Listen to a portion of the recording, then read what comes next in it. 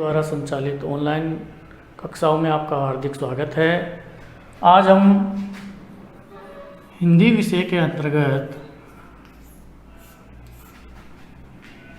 व्याकरण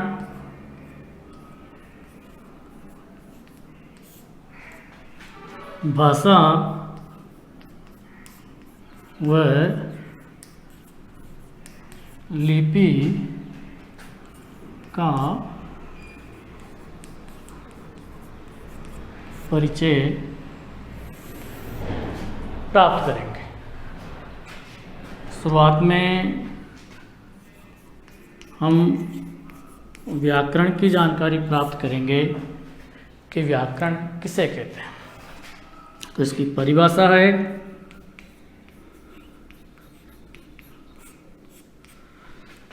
वह शास्त्र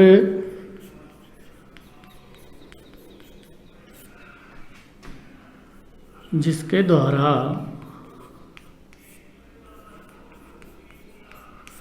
भाषा के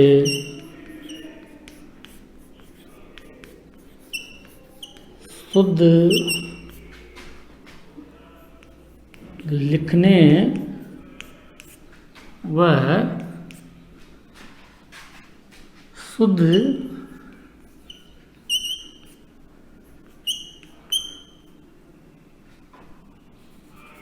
बोलने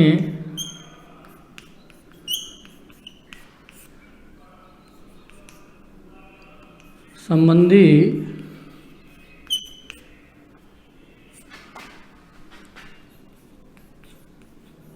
नियमों की जानकारी प्राप्त होती है, उसे व्याकरण कहते हैं।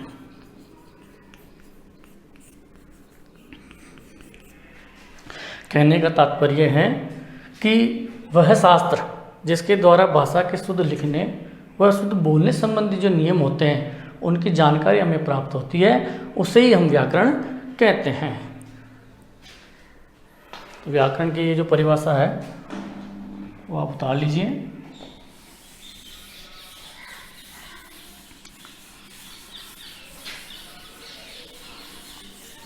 अब हम जानेंगे भाषा के बारे में।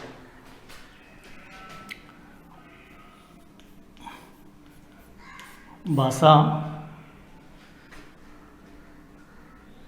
जैसे कि आपको पता है, जो भाषा शब्द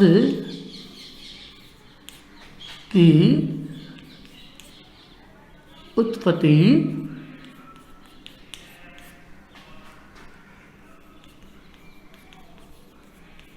संस्कृत की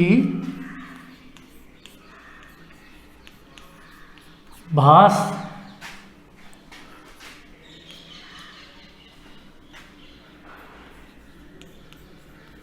धातु से हुई है, जिसका अर्थ है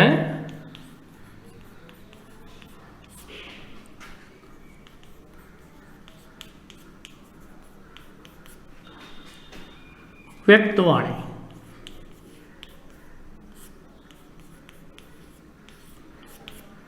कहने का तात्पर्य यह है कि भाषा शब्द की जो उत्पत्ति है वो संस्कृत की जो भाष धातु है उससे हुई है, और जिसका अर्थ है व्यक्त वाणी। तो इसकी परिभाषा क्या होगी? इसकी परिभाषा है वह माध्यम जिसके द्वारा मनुष्य परस्पर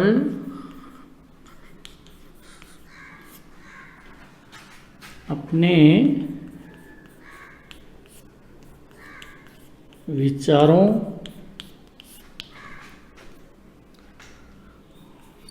भावों व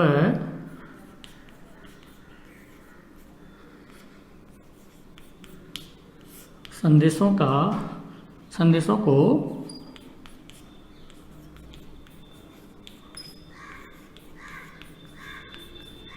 अभिव्यक्त करता है, उसे भाषा कहते हैं। अर्थात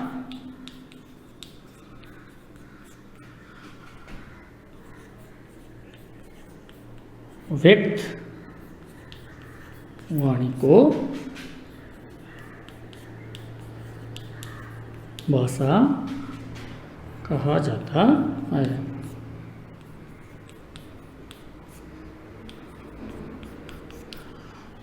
तो आप समझ गए होंगे इस चीज़ को कि मनुष्य परस्पर जो अपने विचार हैं, भाव हैं, संदेश हैं, उनको आदान प्रदान करता है या व्यक्त करता है, उसी को हम भाषा कहते हैं। कहने का तात्पर्य व्यक्त वाणी को ही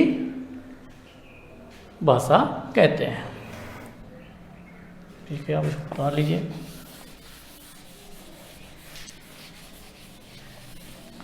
अब हम आगे जो भाषा की विशेषताएं हैं उसके बारे में जानेंगे।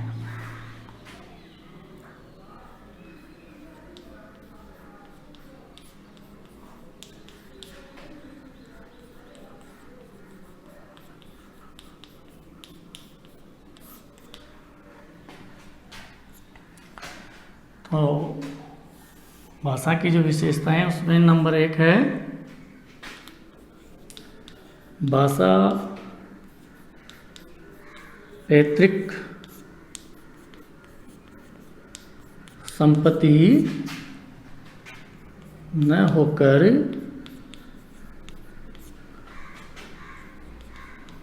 अर्जित संपत्ति है।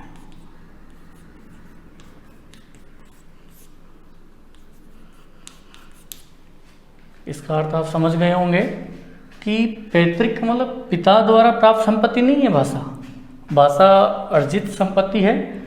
जिस प्रकार से कोई छोटा बालक है, उस बालक को अगर हम ब्रिटेन में ले जा करके छोड़ देंगे और वहाँ से जब आएगा 10 साल या 15 साल बाद में, तो वो अंग्रेजी बोलेगा। यहाँ उसके पिता की भाषा जैसे मान लीजिए हिंदी थी, पर उस पुत्र की वहाँ जाने से भाषा कौन सी हो गई?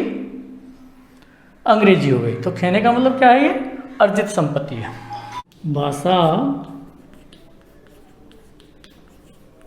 अनुकरण के माध्यम से सीखी जाती है।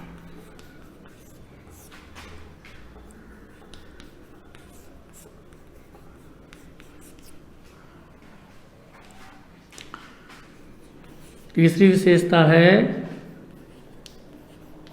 भाषा सूक्ष्म से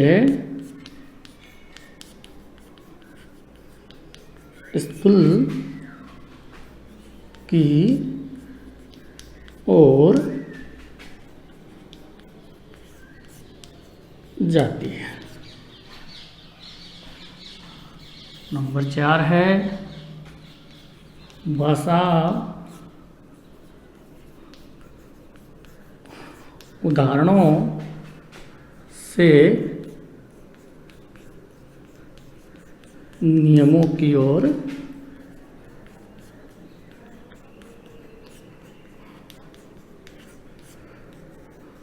जाती है।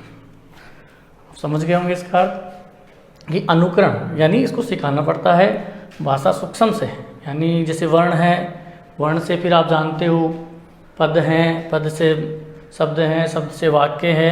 तो ये सूक्ष्म से छोटे रूप से बड़े की तरफ जाती है या कठिनाई की तरफ जाती है, और उदाहरण देख करके उसके नियम, भाषा के नियम बनाए जाते हैं।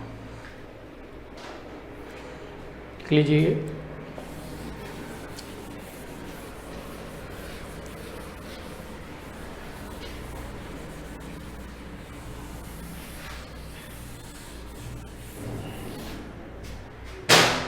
अब है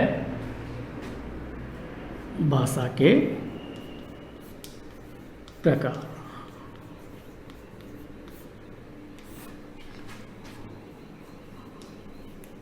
भाषा के मुख्य रूप से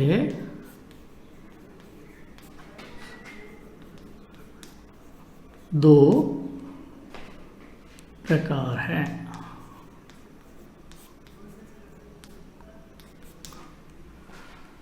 नंबर 1,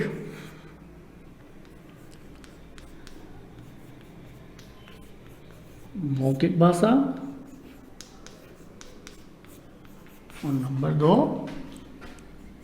लिखित भाषा।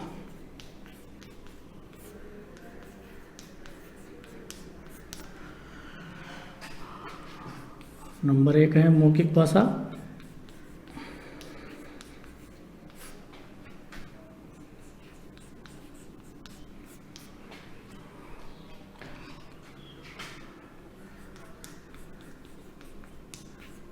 मौखिक भाषा आपसी बातचीत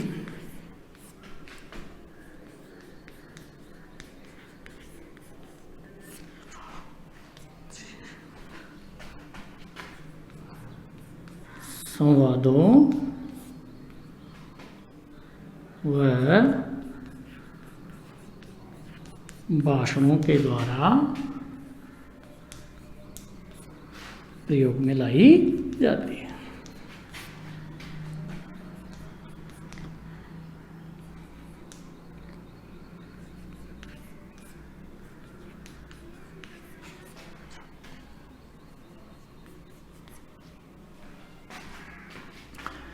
जबकि दूसरा प्रकार है इसका लिखित भाषा। लिखित भाषा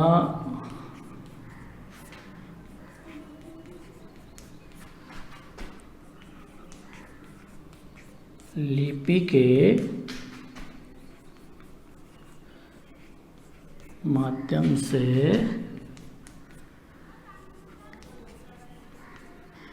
लिखकर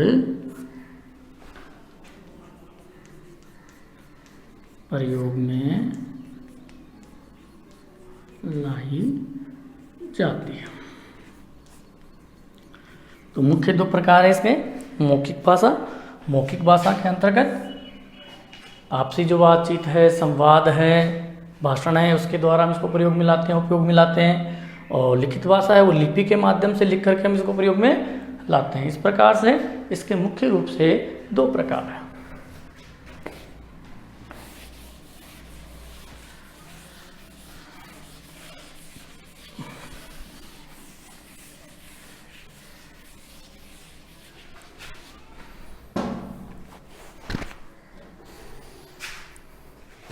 अब हम जानेंगे भाषा की इकाइयाँ।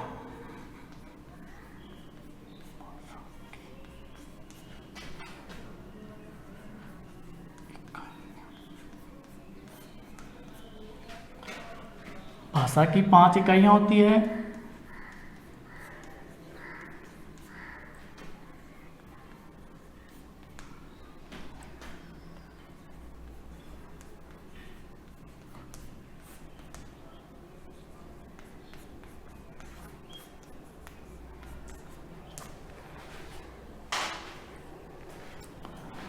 नंबर 1 है ध्वनि। मुख से उच्चरित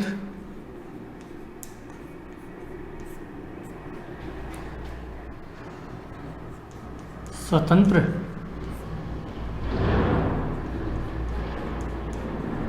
आवाज को ध्वनि कहा जाता है। मुख से उच्चारित प्रत्येक जो स्वतंत्र आवाज है उसको हम क्या कहते हैं? ध्वनि कहते हैं। नंबर 2 है वर्ण। भाषा की वह छोटी से छोटी इकाई जिसके टुकड़े नहीं किए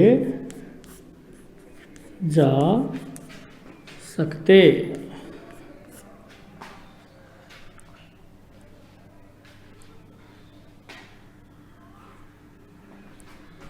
उसे वर्ण कहते हैं।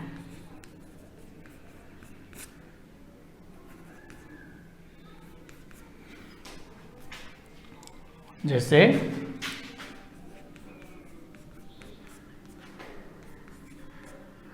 क, च, त आदि। ये वो शब्द हैं छोटे छोटे जिनके टुकड़े नहीं किए जा सकते हैं।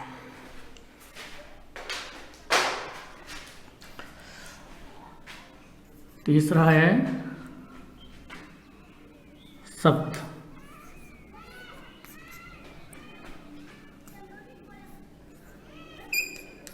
वर्णों के सार्थक समूह को शब्द कहा जाता है। जैसे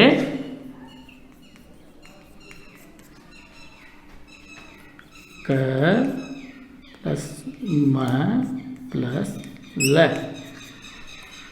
क्या बन गया इसका? कमल। तो ये सार्थक शब्द हो गया। नंबर 4 है इसका पद।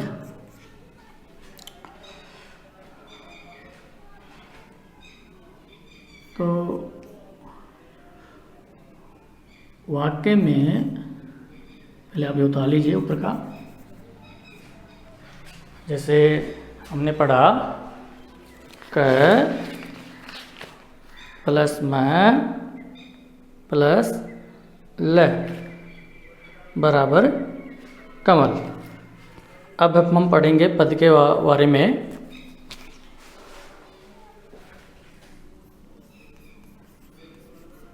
वाक्य में प्रयुक्त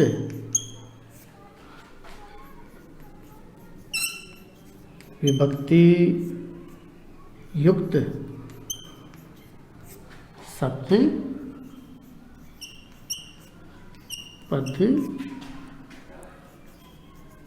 कहलाता है। जैसे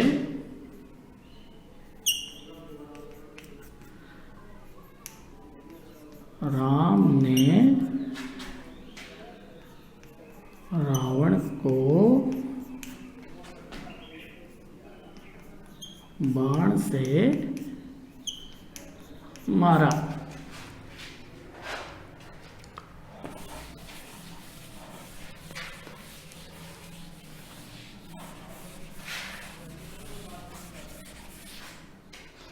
तो इस वाक्य में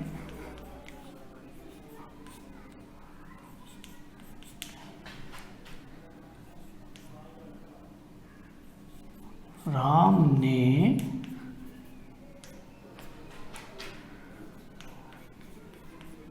रावण को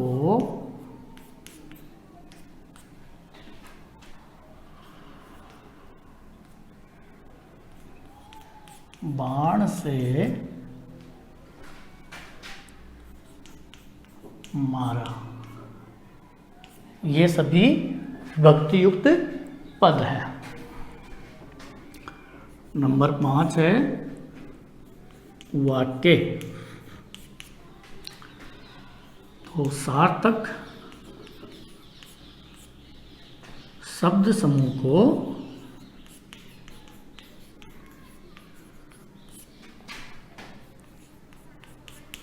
वाक्य कहा जाता है। जैसे राम विद्यालय जाता है। तो ये सारा वाक्य क्या हो गया? एक सार्थक वाक्य हो गया।